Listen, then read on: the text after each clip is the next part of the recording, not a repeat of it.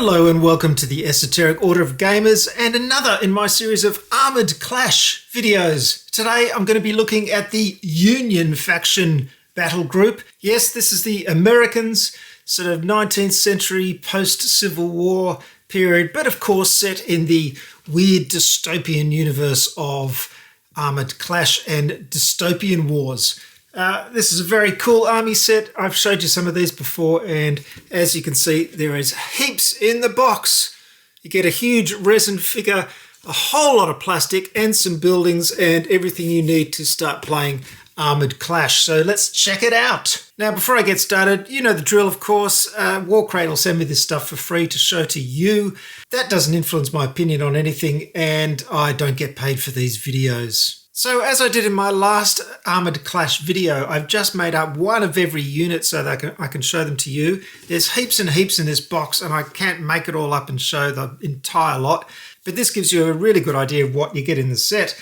Of course, you get your templates sprue, you get your epic scale buildings. There are 4 sprues of those, the modular terrain. You get all the stands you could possibly need for the models. And you get the basic stuff to play the game, 2 bags of dice, a set of cards, and a map, and a perfect bound rule book, and 2 sheets of counters. And of course, apart from all that, you get the army sprues, and there are 8 sprues, 2 different types, and that'll give you all the models you need. I should also point out that if you want to, you can buy the Command and Conquer cards with the Union symbol on them. You can get these separately. There's the icon for the Union. And of course, the great thing about these new sets of cards is that the information on the cards is all the same way up, so you don't have to swap it from side to side, which is fantastic. So what are the Union all about? Well, they cleave pretty closely to real history, except there's one big change, and that is the American Civil War in this universe is not about that central issue that it was originally about in the real world, which was slavery. In this game, it's about the Ore Wars, which is a battle between North and South, which began as a dispute over the control of vast oil and mineral reserves in Mississippi and Texas. So they've kind of skipped over that whole thing, understandably, I suppose, to avoid any controversy. Apart from that, we have Tesla, again, Nikola Tesla. He's abdicated from the Imperium and come over to the Union, and he seems to be making weapons for them as well. He's just been making weapons and creating electricity and doing a huge amount of technological stuff in this particular universe. The assassination of Lincoln has happened, and Andrew Johnson is now the president of the Union. Apart from that, it's pretty straightforward. They have some nice weapons. However, they have a few nasty weapons as well. They are using white phosphorus and something called a hyperbaric mortar.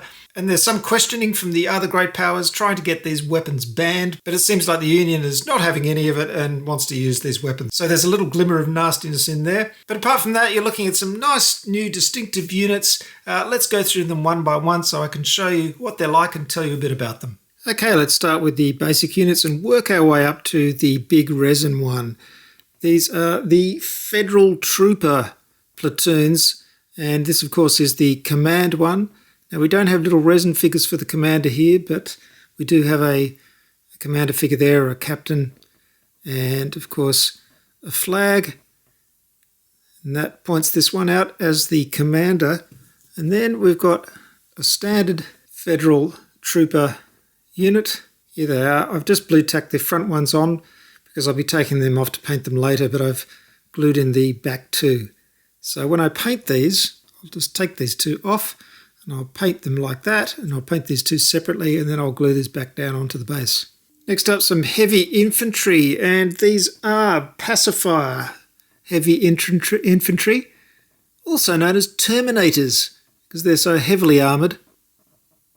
They have pacifier fragmentation launchers.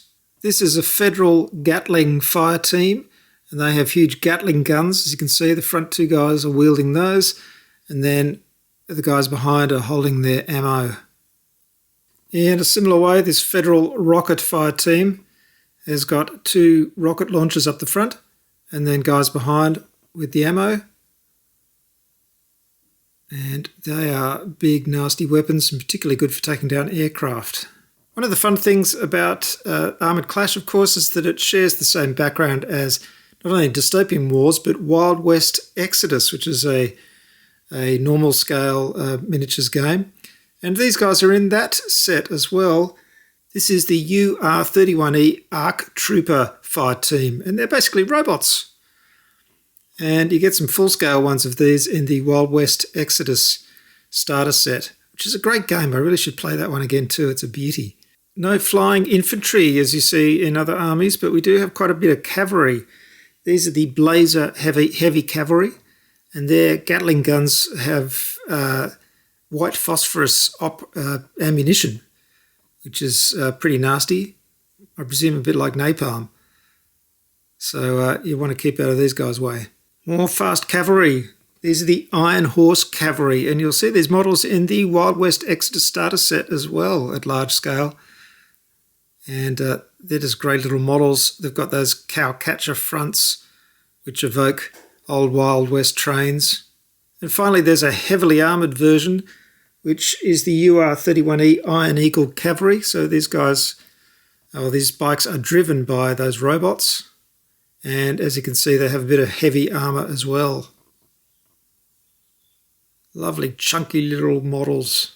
On to some artillery. This is the Hotchkiss revolving cannon with 2 attendees there, 2 firers. Then we've got some big models, some heavy artillery. This is the Armstrong heavy artillery. See a big long-barreled gun there. And this version is the Moab thermobaric mortar. Now for some big transport vehicles. These are the Ironhide transports. Big models. They've got a capacity of 3. So you can put 3 stands in there. This variant is a lamplighter flame truck. So it's got that big cowcatcher at the front and a flame cannon on the roof. Still has a transport capacity, just of 2, this one. There are 2 variants of this heavy mech. One of them is called the UR-45 and the other one is called the UR-45E. One of them has an arc weapon and one of them has a claw. The first one has this claw. The E variant has an arc weapon instead of the claw. There are several variants of this big battle tank. What a great model. Isn't that cool? This guy's got a big long barrel gun. There's also an arc weapon version, so you can have an arc weapon on there. And you've got this artillery version as well. Imagine seeing that huge thing coming across the battlefield towards you. And finally, we've got this super impressive resin land train. Check it out. Now, there are different rules for these different carriages of the train. I've magnetised these weapons like that, so you can move them around, of course, which I love to do. The other thing I've done is magnetise these couplings. So on these little couplings here, I put in 3mm by 1mm rare earth magnets. And that just gives a little bit of connection to the couplings. You can see they move around there without parting. And just gives it a great land train feel. There we go. Absolutely stunning model. Really cool. Now there's a variant of this as well, which is a sort of heavy shunter.